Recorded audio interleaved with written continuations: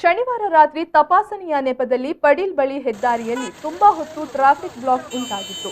ಈ ವೇಳೆ ಇದೇ ರಸ್ತೆಯಾಗಿ ಸಂಚರಿಸುತ್ತಿದ್ದ ಮಾಜಿ ಸಚಿವ ರಮನಾಥ್ ರೈ ಅವರು ಒಂದಿಷ್ಟು ಹೊತ್ತು ತನ್ನ ವಾಹನದಲ್ಲಿ ಕುಳಿತು ಕಾದರೂ ಟ್ರಾಫಿಕ್ ಕ್ಲಿಯರ್ ಆಗುವುದು ಕಾಣಲಿಲ್ಲ।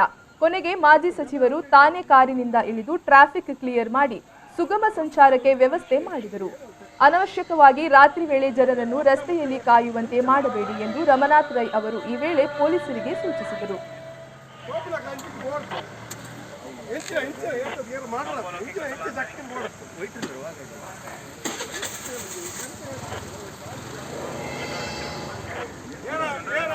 ಸರ್ಕಾರ ಯಥಾ ರಾಜ ತಥಾ ಪ್ರಜಾ ಗವರ್ಮೆಂಟ್